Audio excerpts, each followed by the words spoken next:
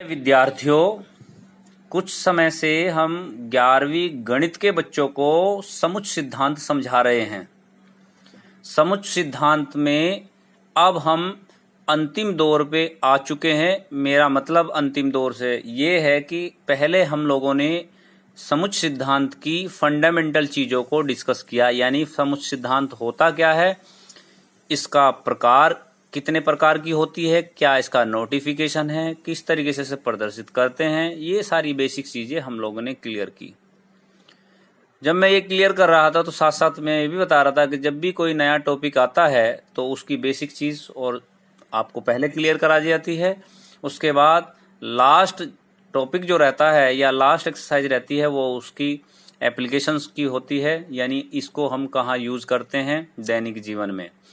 तो ऐसी ही आज सेट थ्योरी की अंतिम जो वीडियो है या इसके बाद एक और हो सकती है, आप लोगों की डिमांड पर मैं आपको भेज रहा हूं या बताने की कोशिश कर रहा हूं। तो प्यारे छात्रों, आशा करता हूं आप लोग सभी लोग पढ़ रहे होंगे। कुछ बच्चों की कुछ शिकायतें हैं कि बुक्स अवेलेबल नहीं हो पा रही है और जिस टाइप के मैं क्वेश्चन आपको भेज रहा हूं वो सब एनसीईआरटी से नहीं मिल रहे हैं। तो बच्चों, एक बुक है जिसे हम लोग पढ़ाते आ रहे हैं, जिसे रिफ्रेशर भी बोलते हैं। नूतन गणित 11 प्रथम और द्वितीय दोनों प्रश्न पत्र हैं, मधुर गुप्ता की है, नवीन प्रकाशन की। आप ले लीजिए, सारी उसी से मैं ये सब पढ़ा रहा हूँ। और किसी से पुरानी बुक भी अगर मिल जाती है तो वो आप लोग परचेज कर सकते हैं। अगर एनसीईआरटी में दिए हुए क्वेश्चनों को करने के साथ साथ इन सबों को भी कीजिए। तो आज हम बताना चाह रहे हैं परिमित समुच्चय यानी कि फाइनाइट सेट में अवयवों की संख्या पर आधारित परिणाम।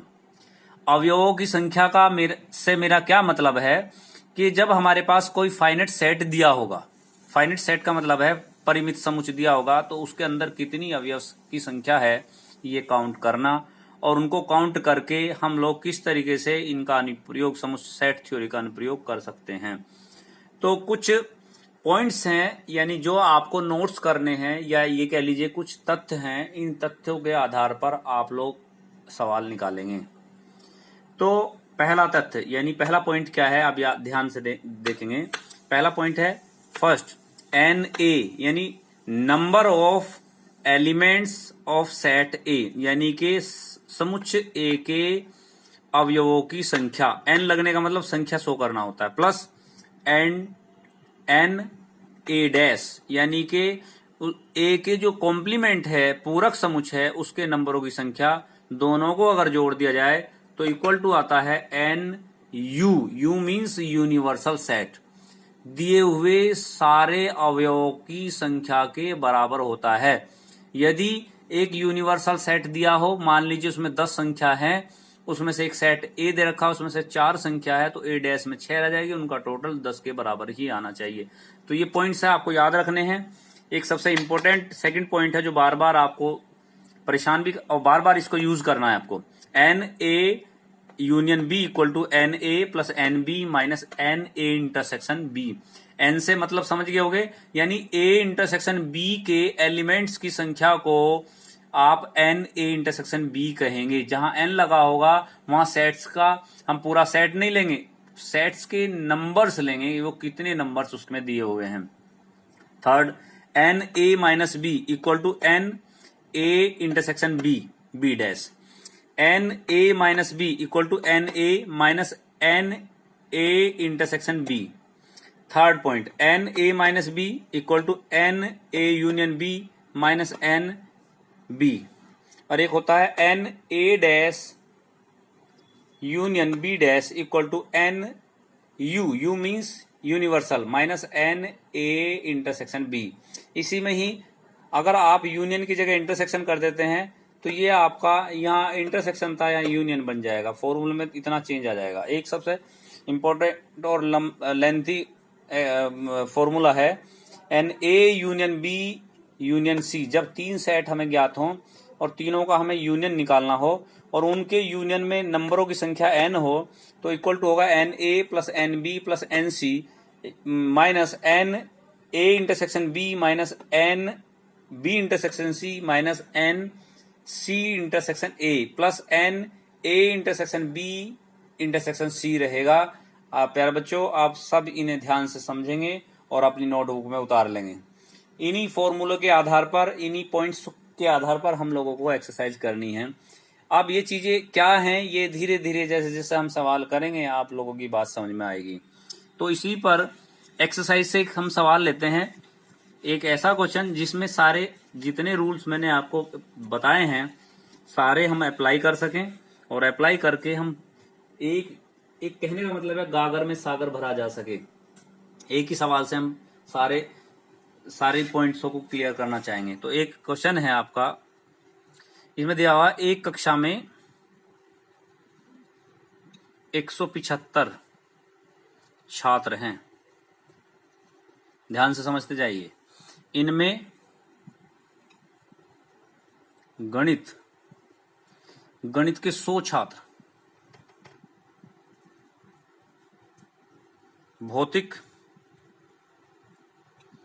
गणित के 100 छात्र, भौतिक के 70 छात्र ने, और रसायन के 40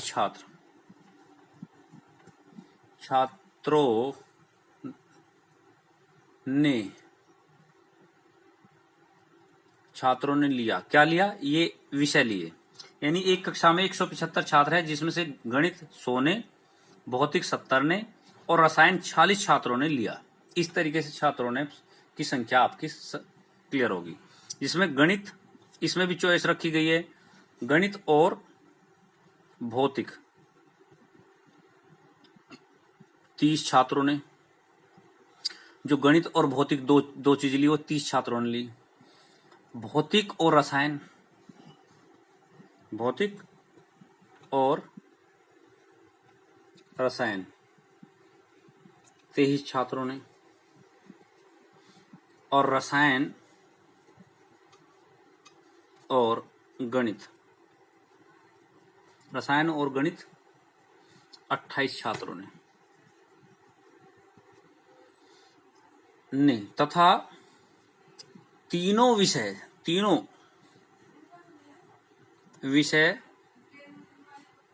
18 छात्रों ने लिए। यानी एक तरीके का आपको छात्रों का, क्योंकि हैं 175 ही छात्र हैं, लेकिन 175 छात्रों को किस तरीके से डिस्ट्रीब्यूट किया गया, क्या किसने क्या लिया, उनका आंकड़ा हमने ले लिया है। इन आंकड़ों के आधार पर हमसे बहुत सारी चीजें पूछी जाएंगी, बहुत सारे क्वेश्चन पूछे जाएंगे। तो सबसे पहले आपको जो सवाल दिया होगा, इनको आप नंबर ऑफ सेट्स के रूप में आप लिखेंगे, मान के चलेंगे, और उसी के बेस पर आपको सवाल करने हैं। अब मान लीजिए हमारे पास 3 सब्जेक्ट हैं यहाँ, खास तौर से एक गणित, भौतिक और रसायन। आप गणित को M से प्रदर्शित कर सकते हैं, भौतिक को P से, और रसायन को केमिस्ट्री यानी C से प्रदर्शित किया जा सकता है। U कक्षा में छात्रों की संख्याओं का समुच्चय, यानी सबसे, जो इसे एक तरीके से तीनों का यूनियन भी कहा जा सकता है। U मीन्स यूनिवर्सल, सेट का मतलब कंप्लीट जो छात्र हैं उनको आप कैपिटल U ही लिखें तो ज्यादा अच्छा रहेगा। तो कुछ चीज हल करने से पहले आपको लिखना पड़ेगा माना आप मैथ में क्या लिखेंगे, मैथ को M, गणित के लिए M लिखें। क्यों लिखूंगा? क्यों बार बार आपको गणित ना लिखना पड़े। और फिजिक्स के लिए, भौतिक के लिए P लिख लें, और रसायन के लिए C मान लिया जाए। क्लियर होगी बात? पहला काम तो आपको सवाल करने में ये करना है। क्यों? क्योंकि बार बार हम भौतिक, रसायन वगैरह नहीं लिखेंगे। और पूरे छात्रों को आप U लिखेंगे, छात्रों की संख्या, कक्षा में छात्रों की समुच्चय, कक्षा में छात्रों का समुच्चय। सबसे पहला काम ये आपका रहेगा। जब भी आप सवाल करेंगे आप पहले तो ये मानेंगे, ABC भी मान सकते हैं, या आप पे डिपेंड करता है। अब आपको सबसे पहले दिया कक्षा में छात्रों की संख्या, यानी NU है 175। पहला काम आपने समझ आ गया, NU आपका 175 है। फिर NM, मैथ में छात्रों की संख्या कितनी थी? 100। फिर NP फिजिक्स में थी 70 और NC मींस केमिस्ट्री में थी 46। क्लियर होगी बात? यानी मैथ, जिन्होंने मैथ लिया वो 100, फिजिक्स लिया 70 और केमिस्ट्री लिया 46। इसमें भी फिर कंडीशन लगी है, जिन्होंने मैथ और फिजिक्स लिया, फिजिक्स और केमिस्ट्री ली और केमिस्ट्री और मैथ लिया। इस तरीके से आपके पास 3 पेयर और बनते हैं। M जिन्होंने कॉमन चीज रहेगी, N और P वाले 30 स्टूडेंट है। जिन्होंने गणित और भौतिक लिया वे 30 विद्यार्थी। और फिर आपका फिजिक्स और केमिस्ट्री लेने वाले जो स्टूडेंट रहेंगे या विद्यार्थी हैं वे हैं आपके 23। NCM जिन्होंने केमिस्ट्री और मैथ दोनों विषय लिए वे हैं आपके 28। और जिन्होंने तीनों ही विषय लिए यानी मैथ फिजिक्स केमिस्ट्री यानी NM intersection P intersection C equal to जिन्होंने तीनों ही विषय लिए वे थे 18।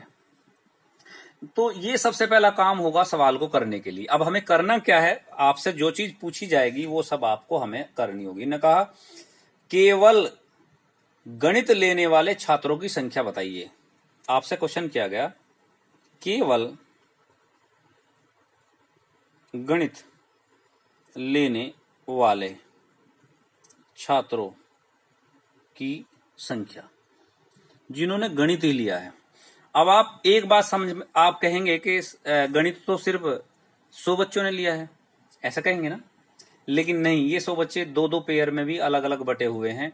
जब काउंटिंग होती है तो मान लीजिए 100 बच्चे अगर काउंट किए हैं मैथ लेने वाले, तो कक्षा में अगर हम खड़े होकर ये कहने लगे कि बताइए बच्चों, आपकी कक्षा में 30 छात्र हैं, जो छात्र हिंदी बोलना जानते हैं वे खड़े हो जाइए। तो मान लीजिए 20 बच्चे खड़े हो गए और फिर मैंने कहा जो छात्र अंग्रेजी बोलना जानते हैं तो वे खड़े हो जाइए। तो फिर 30 खड़े हो गए, या सॉरी 25 खड़े हो गए। अब पहली बार में 20 खड़े हुए, दूसरी बार में 25 खड़े हुए, तो टोटल कितने हो गए भैया? 45। मैंने दोनों बार काउंट किया। अब आप देखिए कुल कक्षा में छात्र तो 30 ही थे लेकिन खड़े हुए 45। तो ऐसे भी विद्यार्थी उसमें रहे होंगे जो दोनों भाषाओं का ज्ञान रखते थे, तो वे दोनों बार खड़े हुए, हिंदी के टाइम भी इंग्लिश के टाइम भी। तो ऐसी स्थिति में सेट थ्योरी की जो प्रमेय है जो मैंने अभी समझाई है उनका यूज किया जाता है। उनसे आप सब निकालते हैं कि सवाल कैसे निकालने चाहिए। तो अगर हम बात करें गणित लेने वाले छात्रों की, भैया 100 हैं, लेकिन ये 100 कई जगह बटे हुए भी हैं। तो हमसे सिर्फ आपसे पूछा गया केवल गणित, जिन्होंने सिर्फ गणित ही लिया है उन विद्यार्थियों को हमें बताना है।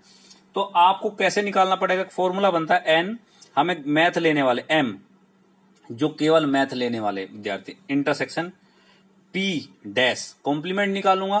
क्यों? आप समझ गए हो मेरी बात को, मैं क्यों कह रहा हूं ये बात। हम गणित लेने वाले विद्यार्थी निकाल रहे, ना कि फिजिक्स और केमिस्ट्री वाले।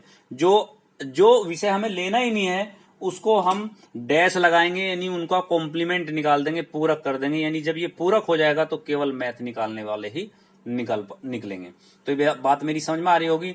अगर आपसे पूछा जाता केवल फिजिक्स लेने वाले तो P पे डैश नहीं लगता, बाकी 2 पे डैश लगता। आप समझ गए होंगे मेरी बात। अब इसी का फॉर्मूला मैंने आपको समझाया है उसमें, अभी आप फॉर्मूला मैंने क्लियर किया है आपको थोड़ी देर पहले। उस फॉर्मूले का ध्यान रखते हुए इस सवालों को करना है।